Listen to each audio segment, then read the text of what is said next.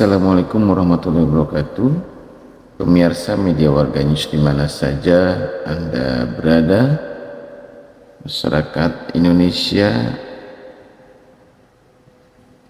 Pada video saya malam hari ini, saya ingin menyajikan sebuah pernyataan yang sangat cerdas dan juga pernyataan dari seorang tokoh intelijen yang menurut saya ini adalah intelijen yang sangat legend ya. Jadi ini adalah tokoh intelijen yang legendaris, yaitu Profesor A.M. Hendro Priyono. Tentu saja terkait dengan temuannya atau kiprahnya di dalam mendapati atau di dalam mensikapi apa dan bagaimana Al-Zaitun. Dan ini informasi yang sangat valid karena dari seorang pelaku langsung ya, dimana saat itu Hendro Priyono menjabat sebagai Kepala Badan Intelijen Negara, yang artinya informasi yang disajikan oleh Hendro Priyono tentu saja lebih terjaga validitasnya dibanding dengan informasi-informasi yang ada di luaran sana ya, informasi-informasi yang berasal dari orang-orang yang menurut saya tidak jelas dan tidak mempunyai kapabilitas ya. Kalau Hendro Priyono ya sudah jelas dia adalah sebagai Kepala Badan Intelijen Negara. Dalam video ini seluruh masyarakat Indonesia akan mendapatkan penjelasan tentang apa dan bagaimana Al-Zaitun ya. Menurut Hendro Priyono, saya buka sedikit ya, bahwa Al-Zaitun itu bukan binaan intelijen ya, namun merupakan hasil penggalangan dari sebuah operasi intelijen ya. Dan Al-Zaitun hari ini diserang ya dengan sebuah konsep yang disebut dengan simulakra. Apa itu simulakra? Tonton video ini sampai habis, sampai selesai ya, sampai Anda menyesal ya karena tidak menonton video ini dengan sampai habis ya. Jadi di sini banyak sekali informasi yang sangat valid disampaikan oleh seorang tokoh intelijen yang legendaris, yaitu Profesor A.M. Hendro Priyono ya. Dan jangan lupa untuk share, like, dan komen di dalam video ini ya, demi informasi yang valid ya. Tentu saja teman-teman semua harus share dengan seluas-luaskan, viralkan ya, agar seluruh atau agar badai fitnah terhadap Al-Zaitun ini segera berhenti, begitu ya. Karena dengan informasi yang hoax maka Al-Zaitun akan dihancurkan ya. Demikian, selamat menyaksikan video kali ini dan semoga kita semua senantiasa diberikan kesehatan. Amin ya rabbal alamin. Menarik. Beberapa waktu yang lalu kami pernah menurunkan Pak Prof. Mahfud MD dan di tengah-tengah keramaian tentang Al-Zaitun ya, Pak Hendro sudah pensiun, sudah istirahat, tapi namanya kadang-kadang disebut-sebut karena katanya dulu itu Al-Zaitun ada program dari intelijen yang zaman dulu katanya. Zaman dulu orang kan ingetnya positioning yang nama diinget nama Pak Hendro. Kalau yang lebih senior lagi banyak kan udah gak inget ya sekarang ya, sudah berlalu. Dan disebutkan itu ada KW9 yang dibentuk pemerintah katanya untuk membuat Al-Zaitun itu menjadi moderat karena itu adalah upaya atau program intelijen katanya. Bapak masih ingat nggak kira-kira itu seperti itu? Ingat sekali saya, karena itu pertama kali ada permintaan meresmikan sebuah pesantren namanya Al Zaitun. Al Zaitun. Ada Presiden Republik Indonesia di era reformasi. Awal reformasi ya? Awal reformasi itu B.J. Habibie. Ya. Jadi B.J. Habibie itu minta supaya dibentuk tim yang dipimpin oleh Menteri Agama dan DPR RI ke sana sebelum dia memutuskan untuk meresmikan. Menteri Agamanya siapa? Menteri Agamanya Malik Fajar. Oh, oke. Mendiang Malik Fajar. Muhammadiyah ya? Beliau orang Muhammadiyah. Saya kenal. Wakilnya dari DPR RI AM Fatwa. Oh iya, tokoh agama juga dia. Tokoh juga. Dibentuk tim, kalau saya nggak salah 11 orang. Ya. Menuju ke Al Zaitun Untuk mengevaluasi. mengevaluasi dan tinggal di sana antara seminggu sampai 10 hari, saya lupa karena saya tidak termasuk di tim. Hanya waktu itu saya dengar langsung dari laporan ketua tim dan wakilnya di sidang kabinet tentang apa itu Al Zaitun. Bapak waktu itu adalah Saya Menteri Transmigrasi dan Pemukiman Perambah Hutan. Oke. Jadi saya salah satu menteri, sebenarnya nggak ada di kabinetnya Pak Habibie. Dulu waktu kabinet Pak Harto juga Menteri Transmigrasi, Pemukiman Perambah Hutan. Dan Bapak pernah jadi Sekda Lubang kalau salah ya? Pernah, ya. sekretaris, Pengendali operasi pembangunan. Ya. Komandan Operasi Pembangunan kan Pak Harto. Ya. Saya sekretaris Ya. Operasi Pembangunan. Ya. Singkat cerita ini adalah di era Pak Habibie, di review Bapak sebagai Menteri Koperasi dan Transmigrasi, Pemukiman Perambah Hutan.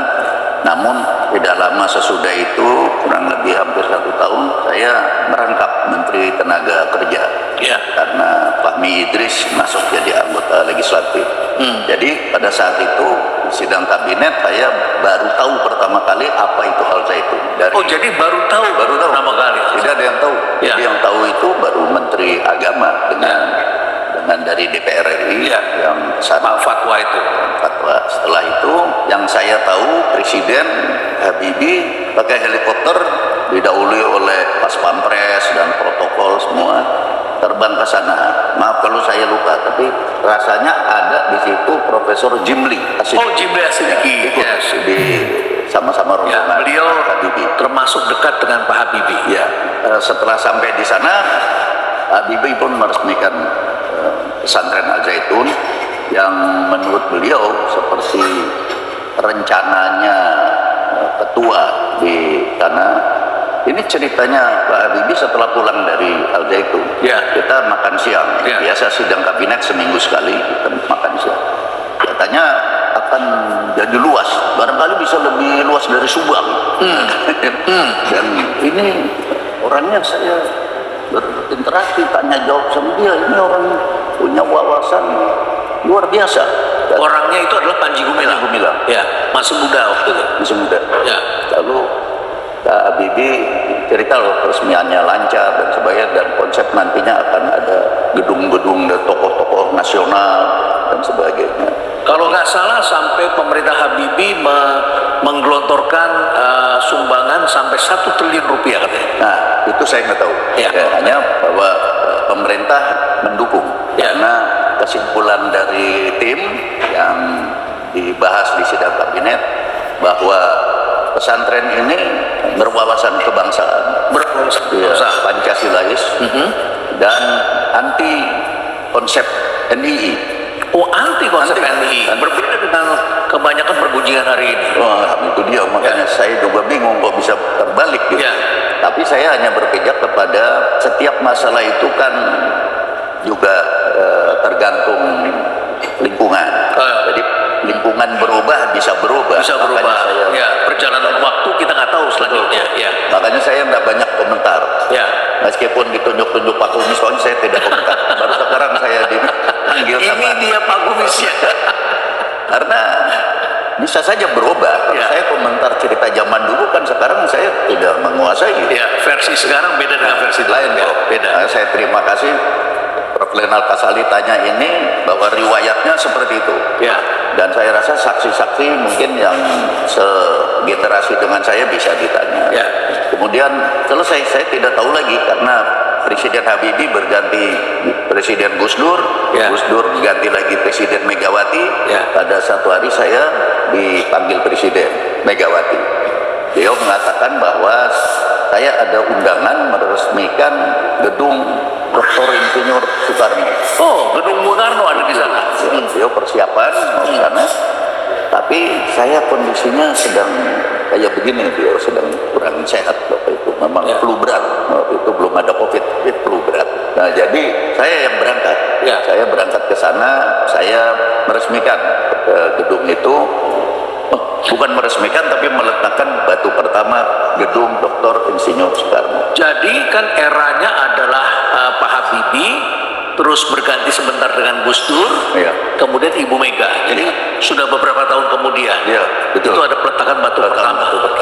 Menurut Panji Gumilang, panggilnya Syekh Panji Gumilang dalam percakapan sama saya di Al Zaitun, beliau mengatakan, Pak Abis Pak Hendro, saya mau minta gedung yang sebelah sana. Terus saya datang ke sana nih, ini akan dibangun gedung Dr. Muhammad Hatta.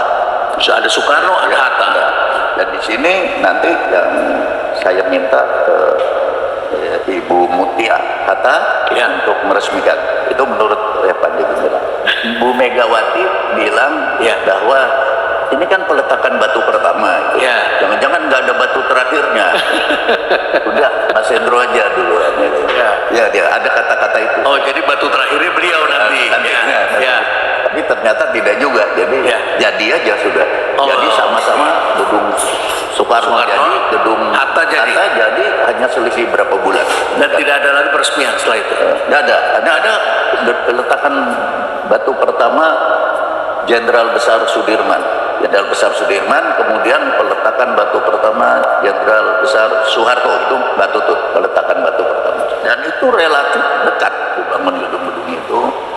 Kemudian ada ulang tahun, pernah ulang tahun Al Zaitun saya diundang.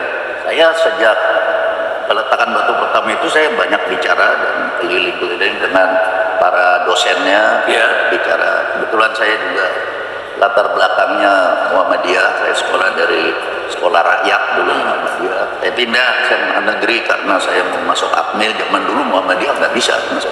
Oh, dulu belum bisa. Nggak bisa. Oh, harus sekolah negeri Ya, atau harus negeri. Jadi dulu tuh Muhammadiyah itu kan sekolah bersubsidi. Ya. Jadi itu harus ujian negara. Setelah itu kan lebih ribet dan saya masuk negeri. Jadi saya agak nyambung bicaranya karena saya lihat dia lebih mengetengahkan ukhuwah watonia di samping ukhuwah yang lain sama tidak. Kalau saya lihat tekanan pada pendidikannya ke situ, kepada rasa kebangsaan dan bela negara. Saya senang tentu aja.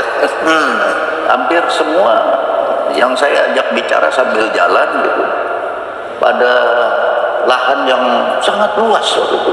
Saya lupa berapa luas itu. Iya. Setelah itu saya pulang, saya cerita Presiden tentang apa yang saya lihat. Presiden Megawati. Ini pesantren dulu saja 10.000 santrinya dan bahasanya Inggris. Oh. Jadi saya datang ke sana waktu ulang tahun itu, saya masuk ke barak-barak dari para santri. Ya. Kita ngomong bahasa Indonesia itu. Syekh bilang, bahasa Inggris semua. Bahasa Inggris seperti Taruna Nusantara itu bahasa Inggris. Modern ya. Modern. Kayak anak-anak Impresi kita begitu ya. Iya, bahasa. Emang nggak belajar bahasa, saya aja juga bahasa Arab, tapi Inggris duluan Pak. Kan itu kan gua perangkat yang ngomong itu. Saya. Jadi Inggris dulu biar. Dan beliau ini alumni dari Gontor, kabar. Alumni Gontor. Ya. Kebetulan yang satu alumni sama dia juga ikut saya. Imam Ansori Saleh, itu bekas wakil ketua komisi yudisial, itu juga lulusan Gontor. Kenal. Ya.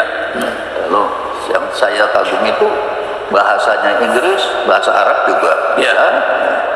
Hanya memang pikirannya sangat progresif gitu. Jadi aroma NII tidak apa? Tidak ada. Tidak ada sama sekali. Nah, Jadi, Bapak kan sebagai orang intel di eranya Bu Mega kan, sebagai kepala BIN pada saat itu, juga tidak menerima informasi bahwa di situ ada gerakan, ada apa? Ada. tapi baru informasi setelah saya perdalam menjadi di intelijen, kesimpulan kami di intelijen BIN waktu itu bahwa ini memang bekas tokoh NII, bekas tokoh NII yang Pak Panji Gumilang. Ya. Namanya sebetulnya bukan Panji Gumilang, Abu Toto. Abu Toto. Iya. Nah, Abu Toto kemudian berubah nama Panji Gumilang. Tapi dia berbalik. Ya. Berbalik. Dia tidak untuk NII, tapi untuk NKRI.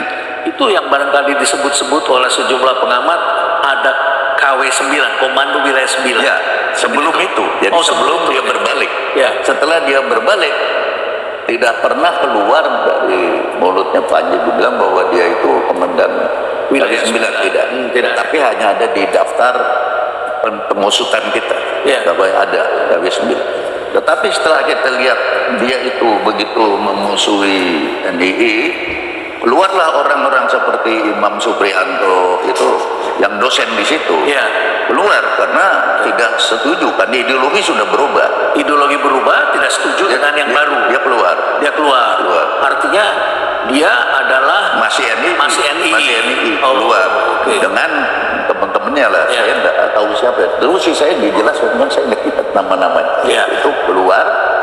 Dan sejak itu orang-orang NII terus mengangkat di media massa tertentu, gitu, di TV juga tertentu, untuk terus membalik cerita. Jadi ceritanya terbalik. Saya kan kepala BIN Republik Indonesia. Jadi kalau dia berlawanan dengan yang bukan NKRI, yang negara dalam negara, yaitu NII, ya is my friend. Ya. Gitu. Ya. Jadi itulah sebabnya bukan saya yang buat kerja itu, bukan saya yang Bukan operasi intelijen, bukan. Ya, bukan. Tapi intelijen mengeksploitir. Ya. Jadi mengeksploitir keadaan di mana musuh kan harus kita pelihara. Iya, iya. Kalau penggalangan. Nah, Ya. jadi itu pembinaan dengan penggalangan kan beda. Iya. Jadi yang disebut itu karyanya intelijen itu pembinaan. Kalau ini penggalangan adalah memang musuh, tapi musuh sesudah berbalik ya kita galang. Itu. Ya, ya. Itu rasanya yang beda gitu. Yang menggulir ini kan pembinaan, seolah-olah dibina intel, bukan digalang ya. Iya. Digalang. Jadi kita balik digalang karena dia memang sudah berbalik. Jadi kan kita gampang, tinggal dorong aja. Nah, itulah sebabnya dari presiden ke presiden restui. Jadi bukannya dari dulu ada permasalahan tidak ada. Yang mempermasalahkan adalah justru grupnya yang dikeluarkan dari situ. Oh, dan itu cerita bisa berbalik.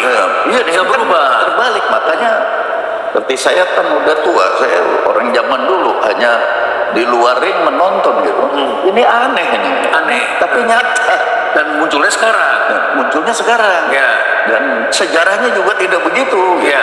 Sikap juga tidak begitu. Tapi karena berkibar-kibarnya di media, dulu saya kan ikut barisan ini, teman-teman semua ini yang ikut reformasi. Kita tidak melawan. Kita ikut reformasi dengan kesadaran dan nalar. Bapak adalah Jenderal TNI yang bersama teman-teman mengantarkan ini kepada dunia baru, reformasi, berbeda dengan sebagian yang lain. Betul, Pak. Ya, itu yang kami Saya masuk di reformasi gerbang ini. Ya. Jadi harapan kita adalah yang tadinya kekuasaan itu di tangan politik, pemegang kekuasaan politik, menjadi hukum. Karena kita negara hukum. Dari kekuasaan Dari hukum. Nah, ternyata hukum juga banyak dilumuri oleh kepentingan, sehingga berbalik menjadi siapa yang bisa memegang media.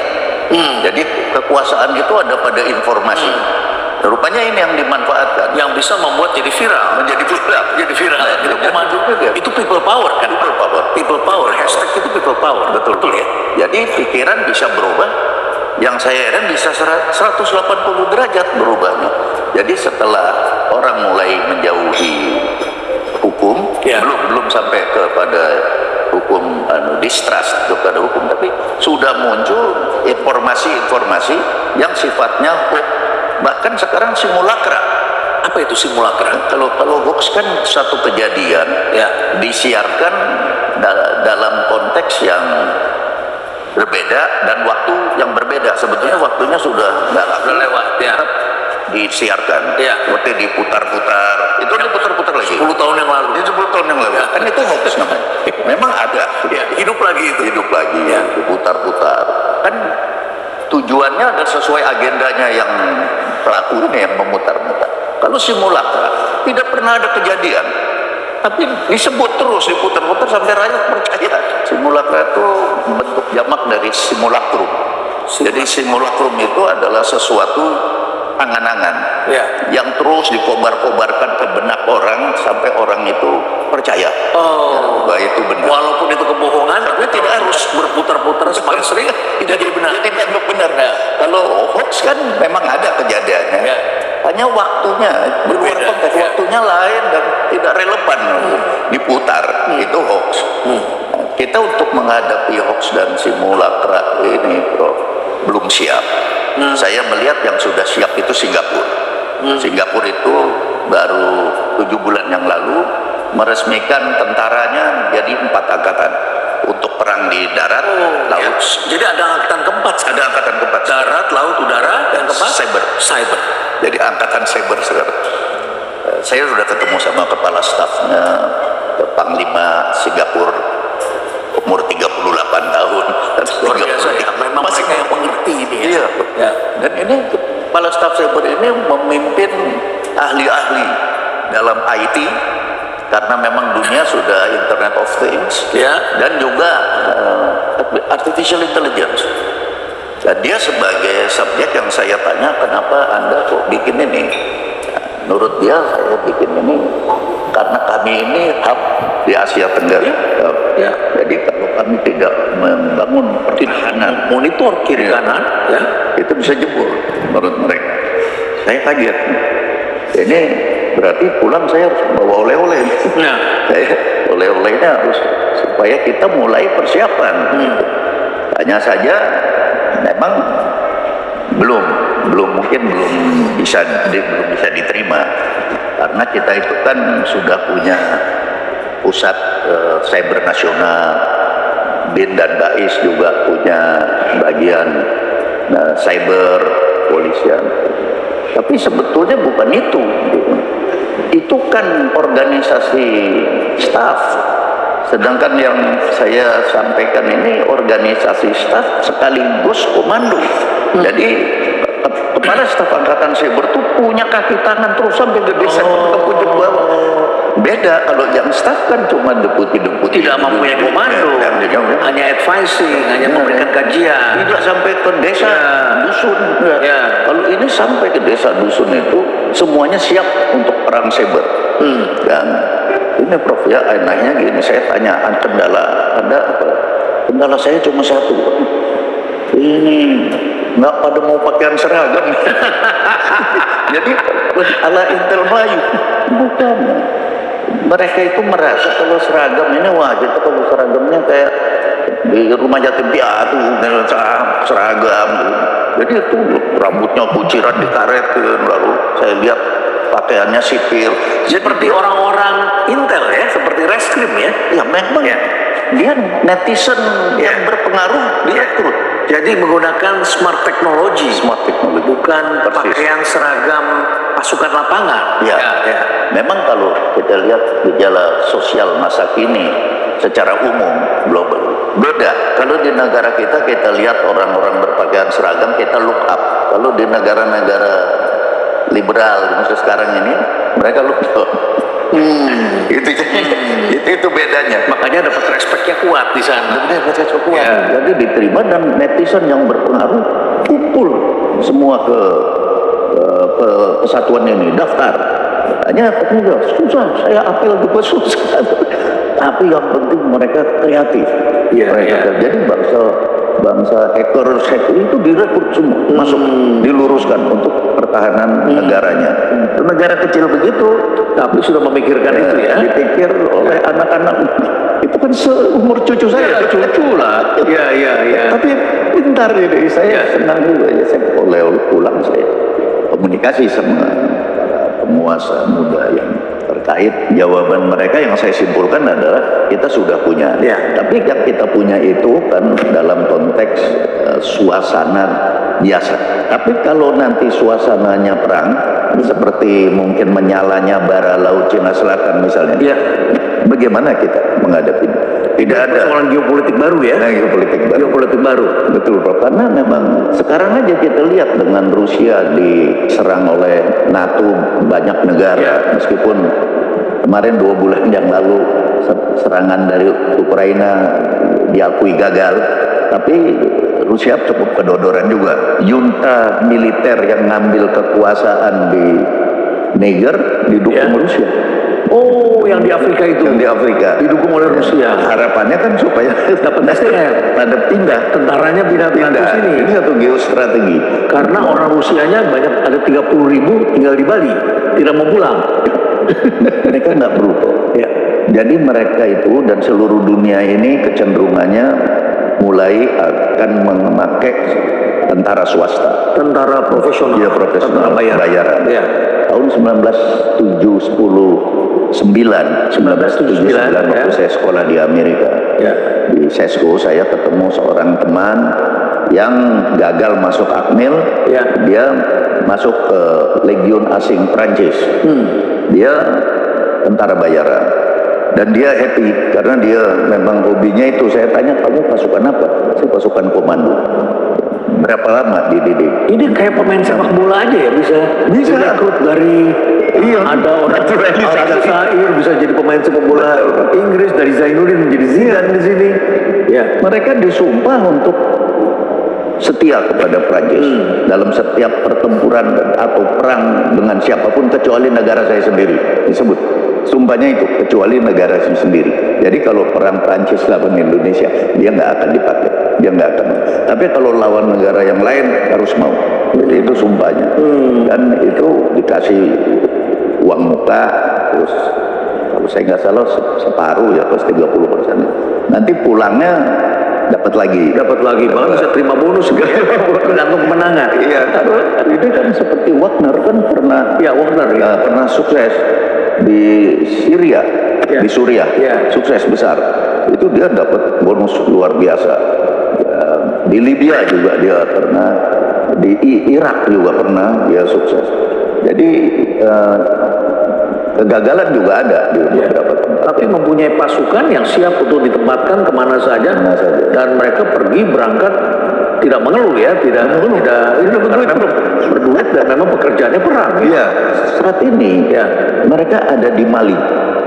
Jadi Mali. Jadi Mali itu anytime kalau junta militer yang sekarang memegang kekuasaan di Niger minta bantuan, dari Mali mereka akan bergerak. Sebetulnya ini kan bukan hal yang baru, Pak Andrew. Ya, dulu kita ketahui ada pasukan Gurkha dari India. Itu bukan profesional bayaran. Gurkha itu memang dipakai Inggris, tentara Gurkha. Tapi sebelum kita mulai lebih jauh, Pak Andrew, kita ngopi dulu ya. Wah, terima kasih. Kita pesan kopi dulu. Saya aus nih. Ya. Sambil ada kopi barangkali air putih juga ya. Kopi dan air putih, boleh ya. Ya. Cappuccino ada panas. Saya black coffee dan minta air putih panas untuk berdoa. Ya, ini baristanya biasa di sini anak muda, tapi saya selalu minta kamu harus ajukan pertanyaan. Pertanyaan. Milenial atau zilenial? Kolonial. Kita kolonial. Zaman dulu. Ya, jadi barangkali kita bisa dapat pertanyaan atau menangkap cara berpikir anak-anak muda. Barangkali ya. Coba silakan. Tapi Pak, saya penasaran sama dunia intelijen sih Pak. Kan saya kalau nonton di film-film Hollywood itu kesannya sangat hidupnya tuh sangat rahasia gitu Pak. Bahkan kalau saya nonton James Bond Pak, dia ada istilah tuh license to kill gitu. Dia punya wewenang untuk itu. Itu gimana sih Pak dalam dunia nyata tuh kehidupan intelijen itu seperti apa? Begini, menyebut badan intelijen yang hebat gitu ya. Tapi kenyataannya setelah saya bergaul sama mereka ternyata bego juga. Nggak seperti di film. Nah, itu satu. Kemudian yang kedua, jadi itu rekayasa untuk membentuk image ya, sehingga keren banget gitu ya. karena nggak begitu. Tapi kecuali Mossad barangkali, Mossad keren kali ya. Ada sisi kerennya, ada begonya. Saya contohnya gitu, kita udah sepakat setelah kita mengadakan sama penyelidikan bersama, penggalangan, pengamanan bersama, kita sepakat supaya dalam rangka mengejar Osama bin Laden tidak usah menyerbu dengan pasukan besar-besaran Afghanistan. Ternyata diserbu juga Dengan pasukan yang banyak. ya, padahal kita baru selesai rapat Dan akhirnya kabur.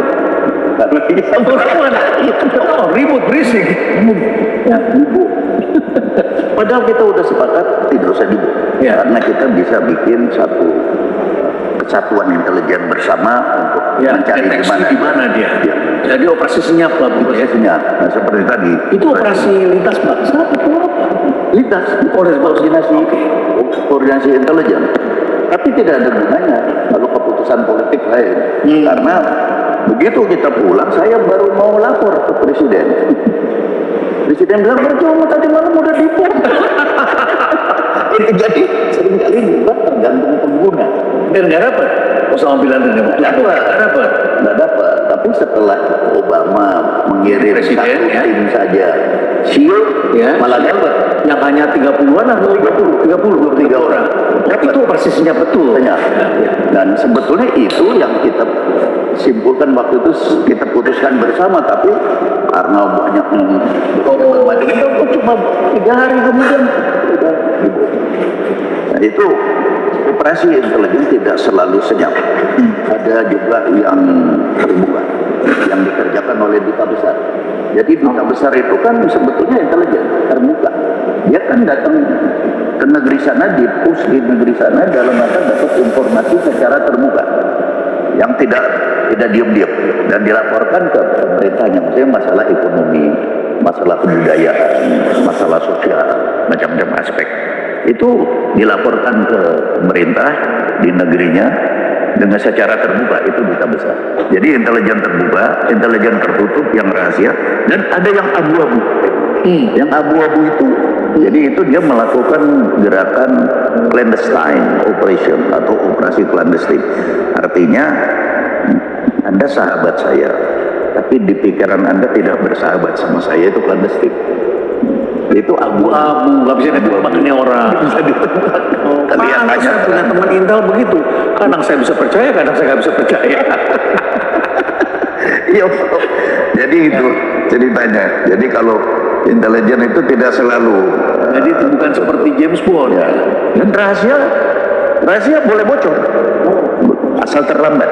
Itu kan terlambat untuk apa bocor kan? Ya, makanya di Amerika itu sesudah 30 tahun harus dibuka. Ya. Rahasia seperti tahun 95 Presiden Megawati belum jadi presiden dulu, datang ke Kongres mendengarkan pembukaan rahasia-rahasia 30 tahun yang lalu. Jadi tahun 1965, 1961 sampai 1965 kesalahan-kesalahan CIA adalah nomor 1 tragedi Teluk Babi. Oh, Teluk Babi. Kalau Cikunya pun udah lama. Udah lama dunia. Kalau Teluk Babi di Havana tahun 61. Ya. Tahun 65 di 13 di Indonesia. Itu kerjaan CIA. Dan itu dianggap kegagalan. Dianggap kegagalan. Di mana kegagalan? Ya. Di mana kegagalan? Sambil saya masuk, tapi David silakan ya, karena ini pertanyaan dirinya. Ya. Karena kegagalannya itu mereka tidak terjadi pembunuhan sampai targetnya pembunuhan. Ya. Pembunuhan 2 juta. Ya, 2 juta itu bukan targetnya mereka, targetnya pemerintah. Karena itu CIA dianggap salah besar. Jadi terjadi pembantaian di sungai banyak di mana-mana, itu tidak terkendali, itu dianggap gagal. Jadi soal menggulingkan Soekarno memang tujuan upaya mereka. Ya, tujuannya CIA. Dan merebut kembali Freeport, mendapatkan izin di Freeport ya. Termasuk itu. Ya, termasuk itu. Tapi dengan penggulingan itu memang sasarannya sebetulnya sudah itu. Ya. Tidak tanpa batas terus gitu. Itu yang mereka bilang. Jadi apa yang dibuka oleh Kongres, semua kesalahan-kesalahan CIA itu untuk perbaikan. Makanya saya bilang rahasia itu boleh bocor asal terlambat. Terlambatnya 30 tahun ya. 30 tahun kan terlambat. Untuk apa diceritain itu nggak ada apa-apa. Ya. Tapi untuk soal penyamaran Pak, kan kadang-kadang tuh jadi jokes gitu. Wah, tukang nasi goreng bawa HT itu Intel gitu. Nah, sebetulnya ketika konsep penyamaran itu sampai segitunya Pak, artinya dia jadi seseorang yang lain gitu. Itu gimana Pak? Itu zaman dulu, dia cerita dulu dan di film mana. Cuma sekarang nggak usah. Gitu. Kita begini aja, Istilahnya koboi Melayu ya. Intel Melayu. Ya, udah nggak lagi itu Mas. Sekarang itu kita untuk tahu atau kita melakukan mapping terhadap negara orang musuh apa kan nggak perlu kita harus ngintip masuk itu nggak perlu, nggak perlu ngintip semuanya udah serba internet. Bisa pakai thermal, bisa dimonitor, bisa juga kabelnya nggak kelihatan, nggak pakai halo-halo ya. Tahun 71 saya sekolah intelijen di Australia. Sekolah intelijen pertama dan terakhir. Oh, itu sekolah intelijen dibubarkan terakhir pertama, terus bukan kongres apa namanya, DPR-nya mereka protes. Ini kenapa ada Hendro? Ini tentara mana ini? Indonesia kan bukan allied force, bukan sekutunya mereka. Langsung diambil langkah, dibubarkan, pindah, nggak tahu kemana. Dan jadi saya tanya lifting pertama dan lifting terakhir sekolah itu dapat ilmunya di Australia. Ilmunya begini bro. Ini saya agak ironik. Saya tidak pernah lihat negeri saya sendiri selama saya jadi tentara. Saya letnan 1 tahun 71. Seperti itu. Misalnya petanya tuh jelas sekali. Mereka sudah punya petanya. Kita nggak punya. Namanya peta oblik yang 1 berbanding 50.000 dan dari 1 berbanding lebih daripada itu. Dan itu kelihatan oblik itu jadi 3 dimensi. Kita bisa lihat Jalan Tamrin di Jakarta. Tahun itu mereka sudah punya itu peta satelit. Peta satelit. Ya, dia pakai satelit motretnya. Jadi itu zaman dulu saja mereka sudah begitu canggih. Zaman sekarang lebih lagi. Dan saya tahu bahwa setiap kali kita ada aplikasi keadaan, misalnya aplikasi operasi dalam suatu situasi simulasi, itu selalu Cina, Indonesia, musuh. Saya bilang kenapa nggak yang lain? Musuh kan tetangga sendiri itu teman juga, musuh juga. Begitu dia. Dan itu merupakan ganjilan di bidang diplomasi kita, sehingga waktu anak saya jadi kasat Andika bikin Garuda Shield itu sudah nggak ada masalah kalau soal Medan, karena sudah tahu kalau Medan itu mau di mana saja mereka bisa baca sebelumnya, sudah gelar semua. Karena dari situ menurut saya muncullah konsep geopolitik itu, dan itu bisa sebelumnya itu lagi jadi sudah lama. Memang jadi di kepala mereka kita ini adalah musuh bisa disimpulkan begini. Dia bilang kalau tidak begitu kita nggak siap, karena dari nanti gini, kalau ini sudah lakukan satu latihan kemudian terjadi betulan, kita bilang ini rencana seperti rencana merah. Kalau sudah ada perubahan di latihan, dia koreksi disebut rencana hijau. Ini situasi begini, rencana hijau. Jadi udah siap. Punya plan A, plan B. Plan B, ya begitu.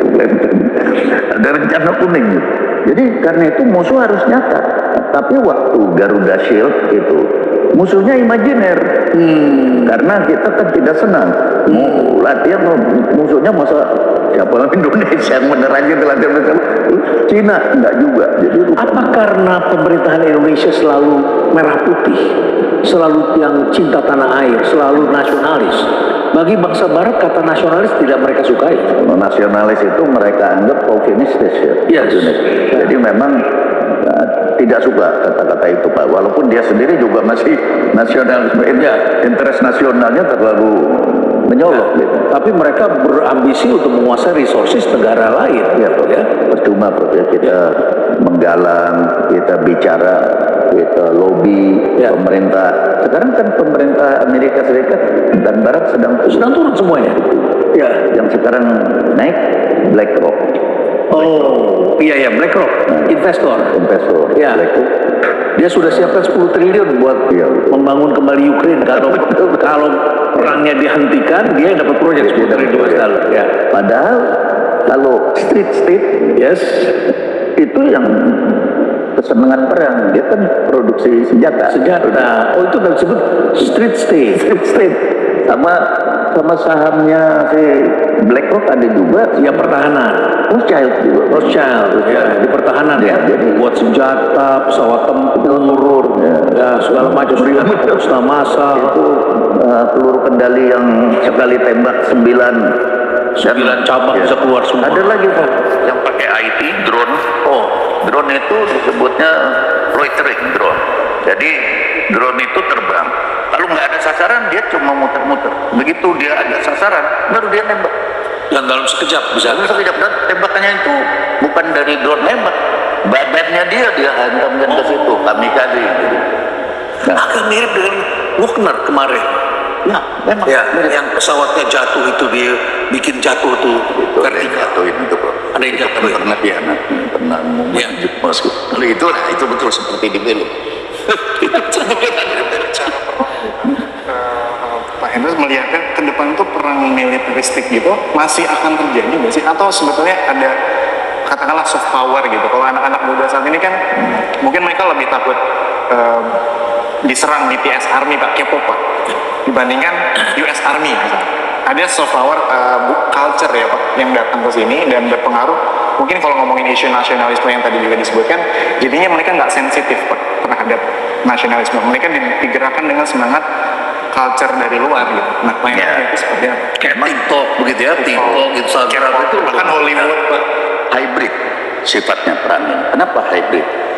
Karena bagaimanapun kita itu kalau berhadapan-hadapan sama orang dalam konteks apapun, bukan cuma perang, persaingan dan percintaan, itu kan nomor satu tembakan dulu, ngomong rayu-rayuan double, kedua manuver, ya toh? Masa nggak pernah dipegang pencatnya, kabur nanti diambil orang gitu, ada manuver, ada gerakan fisik.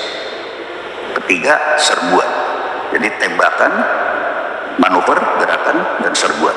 Dan serbuan ini harus masuk tuh. Nah, kawin. Nah, itu dia perang itu tuh. Daya tembak, daya gerak, daya gempur. Tiga itu harus satu. Tidak bisa dipisah. Nah, perang itu pun tembakannya itu di medan cyber. Dia lempar hoax, dia lempar simulakra sampai orang bingung mana musuh, mana teman. Akhirnya kalau IT itu saya begini, dalam handphone aja yang sekarang berkembang, yang tadi saya ngomong Singapura, saya bisa adu Anda sama Prof. Renald ngirim SMS, beliau marah, karena yang bikin saya. Nah, Anda sumpah-sumpah, tapi Prof. Renald begini, ada kamu dari kamu. Itu ada di dalam intelijen. Saya kira dia dalam politik relevan belakangan ini. Itu yang saya takut. Iya, perang psikologis itu. Tapi gini, kita ini kan bebas dan aktif. Iya.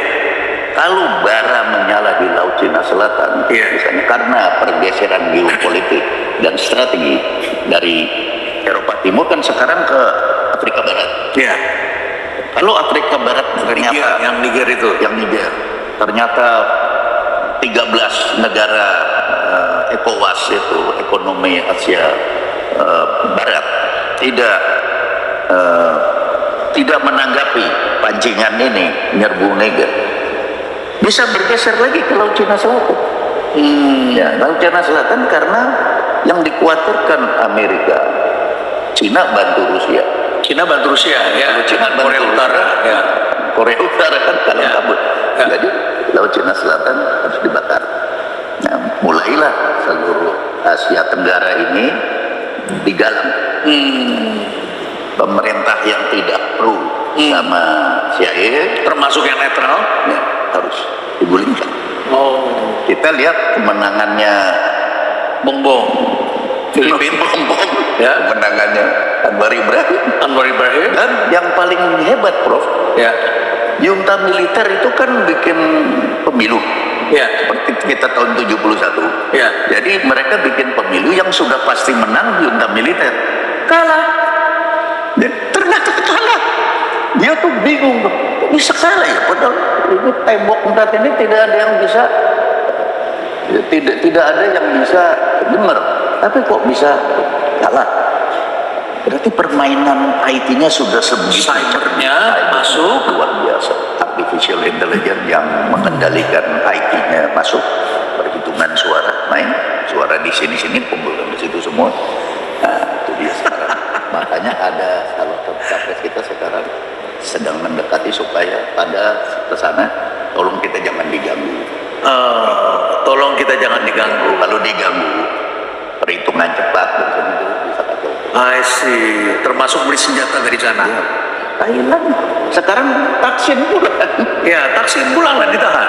Karena ya bisa kan, karena dia menang pemilu. Ya. Di grupnya dia menang. Siapa saja yang tidak disukai oleh dia Tidak kelihatan.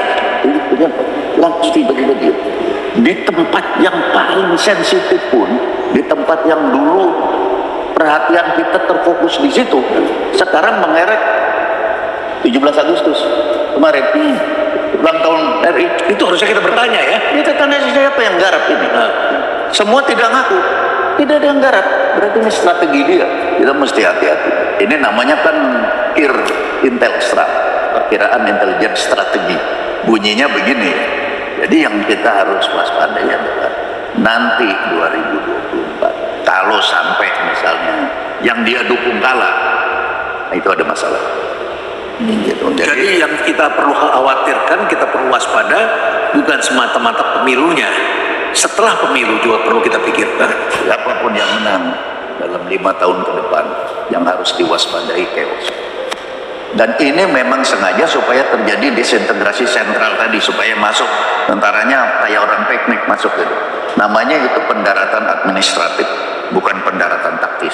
Jadi tidak kayak Normandia. Ya, kayak tentara kita ke Amerika main drum band, kapal masuk Dewa Ruci main drum band, menghibur masyarakat di sana. Karena main sudah tidak punya pikiran bahwa kita akan diserbu, tidak. Ya. Jadi dia datang justru akan membela, menjaga keamanan, membantu dari konflik-konflik ini. Ya. Ini menarik ini, David. Jadi pertanyaannya tadi adalah mulainya kita dari film, ya, propaganda. Terus sekarang kita lihat bagaimana ini berkembang, semua kait mengkait. Ya. Masih ada pertanyaan lagi? Sudah Pak, saya mau nyiapkan pesanan yang lain. Lagi banyak. Baik, Pak Hendro. Akhirnya kita lihat bahwa memang semuanya kait mengkait satu sama lain. Dan sebelum terjadi tentara piknik nanti ke sini dari negara asing misalnya, itu pun juga kita sudah terganggu karena supply chain terputus. Ya, bahan-bahan baku, bahan mentah, tidak terhubung dengan beras, obat-obatan dari yang biasa kita dapat dari China, India, dari negara tetangga, beras dari sekitar area perang di Laut Cina Selatan juga terputus, akan menimbulkan chaos di era globalisasi yang kita semua sudah saling tergantung. Pakemnya demikian. Tapi di lain pihak kita juga kembali lagi melihat Al-Zaitun. Apa hubungannya Al-Zaitun dengan gejolak ini semua? Apa ada hubungannya? Apa yang bisa kita analisis? Ini cerminan dari kesesatan. Ya. Jadi kita yang tadinya mengharapkan hukum yang bisa jadi tempat kita bersandar, kemudian berubah kepada media yang membawa aspirasi jalanan. Nah, ini aspirasi orang di jalan itu saja sudah membuat keputusan kenegaraan bisa keliru. Jadi seperti Al-Zaitun ini, yang bikin ribut kan bukan Al-Zaitun. Yang saya sampaikan tadi orang-orang yang didepak dari Al-Zaitun. Tapi karena gencarnya di media massa membawa keputusan dari kebijakan dari pemerintah, kan tidak sejajar dengan pemerintah sebelumnya. Yang mendirikan kan, yang meresmikan kan Presiden Republik Indonesia era reformasi. Lalu sekarang kita sampai menyilang, Membalikan keadaan semua, investasi hilang. Ya. Berarti terbaca di situ bahwa jalanan memenangkan pembentukan opini, bukan hukum, bukan. Ya, kalau kita ambil hukum kan hukumnya udah kita akhirnya kemudian menyeret orang-orang yang berpikir jernih, berpikir NKRI religius tetapi merah putih juga bisa terseret di sana. kebingungan. Ada kebingungan. Itu yang saya lihat. Tapi saya lihat cerdas sekali pemerintah Pak Jokowi. Mahfud. Kecerdasannya saya lihat begini. KTT BRICS dia hadir. Ini kan gertakan juga Pak. Ya, show of force. Ya, mau kerjain saya, mau Saya bikin punya presentasi, saya masuk. Kan sudah ditawarin untuk masuk BRICS. Ya, ya. Kalau kamu gini kan saya kan nggak bisa hidup kalau perang. Bikin saya seperti bebek lumpuh begini. Kamu injak-injak. Ya, kita dipersoalkan di WTO, kita dipersoalkan di Persoalan ya. ini kan gertakan Baik. keras juga, ada lepotan juga. BRICS ini akan tetap jalan walaupun India tidak setuju tentang invasi dari BRICS, Ya. mau bikin uang sendiri karena India sendiri sebetulnya sudah nggak suka. Dia ingin bahwa di dalam tatanan geopolitik dimanapun di belahan bumi ini ya multipolar, tidak lagi bipolar seperti CLU dipolar. Jadi kalau orang main jatuh tidak ada konsep lagi siapa menang siapa kalah. Kenapa banyak yang berpikiran begitu? Karena ya mungkin hegemoni udah terlalu lama berabad-abad, orang bosan juga. Ya, ya, baik. Pak Hendro, cerita menarik, kita berawal tadi dari diplomasi tongkat. Ya. Jadi tongkat bisa sebagai alat bela diri, tapi tongkat juga bisa jadi alat untuk bagi kita supaya kita dapat servis yang lebih baik. Tapi tongkat juga bisa menunjukkan kita punya kekurangan, ya. Oh, kita sudah berumur, begitu lah saya. Pasti berbeda. Tapi di lain pihak kita bicara soal Al Zaitun yang banyak sekali cerita-cerita, ada street story yang muncul karena ini katanya operasi intelijen membentuk dan sebagainya, tapi terus kemudian kita mendengarkan cerita apa yang terjadi sebetulnya, dan saya kira jelas karena juga sekarang dunia tengah menghadapi suatu pergeseran. Yang saya tarik tadi ada beberapa hal menarik tadi, Intel seperti apa, Intel bentuknya macam-macam dan juga bisa dibocorkan datanya tapi sudah lewat kecuali bocor sendiri ya Pak Hendro ya. Tapi kemudian juga kita tadi mendengarkan mengenai bagaimana Barat tengah memindahkan energi China agar tidak membantu Rusia di Eropa, tetapi energinya ditumpahkan ke Laut Cina Selatan sehingga perang itu ada di sini, sehingga Barat lebih mudah untuk mengalahkan Rusia di sana. Begitu ya kurang lebihnya logikanya. Ini logika yang Taiwan juga. yang untuk Jadi Asia pertempuran di Tenggara Taiwan. dan Taiwan Ya. ditarik ke